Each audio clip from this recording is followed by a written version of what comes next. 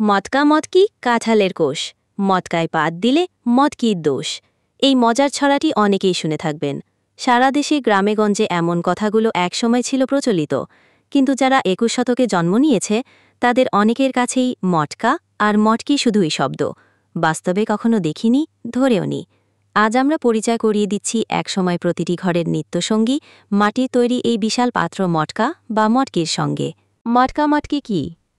দুটো কি আলাদা জিনিস? মটকা আর মটকি নাম আলাদা শোনালেও বাস্তবে এগুলো একই ধরনের জিনিস। দুটোই মাটি তৈরি এক প্রকার বড় পাত্র, যা দেখতে অনেকটা বড় কলসির মতো। আকৃতি বা ব্যবহারের স্থানভেদে কখনো একে মটকা, কখনো বা মটকি বলা হতো। কেউ কেউ বলেন মটকা শব্দটি বেশি চালু ছিল পুরুষদের মুখে, আর মটকি শব্দটি নারীদের মুখে।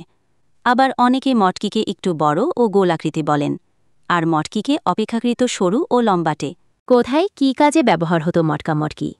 শস্য সংরক্ষণে। গ্রামের ঘরে ঘরে চাল, ডাল, ধান, সরিষা, ছোলা ইত্যাদি দীর্ঘ সময় ভালোভাবে রাখতে মাটির মটকির জুড়ি ছিল না। পানি রাখার কাজে। অনেক জায়গায় বৃষ্টির পানি জমিয়ে রাখার জন্য কিংবা ঠান্ডা পানি সংরক্ষণ করতে কলসির পাশাপাশি মটকিও ব্যবহার হতো। আচার সংরক্ষণ। বেগুন, জলপাই, আম, চালতা ইত্যাদির আচার রাখা হতো মটকিতে। বিয়ের সময় উপহার বা খাজনা পাত্রর পাত্র হিসেবেও। কোনো কোনো এলাকায় শ্বশুরবাড়িতে চাল বা তেল পাঠানো হতে মটকিতে ভরে। প্রবাদী মটকি। লোকজ কৌতুক আর ব্যঙ্গের ভাষা।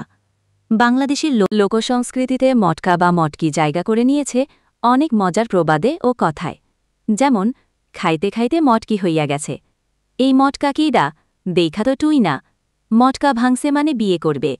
বিশেষ করে কেউ যদি মোটা হতো বা স্বাস্থ্য একটু বেশি হতো, তখন তাকে ঠাট্টা করে মটকা বলে ডাকা হতো।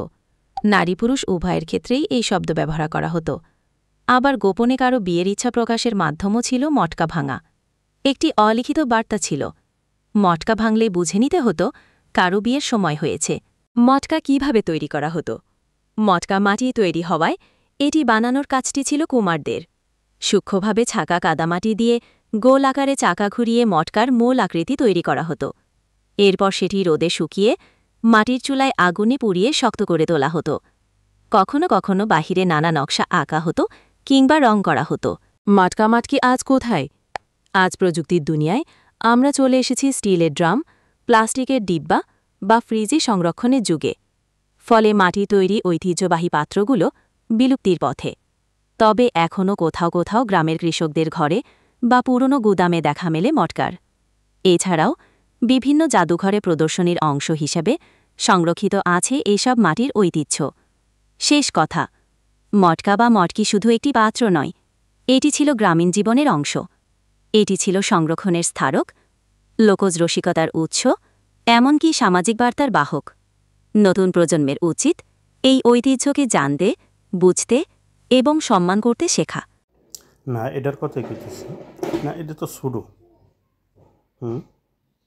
এটা একটু বড়।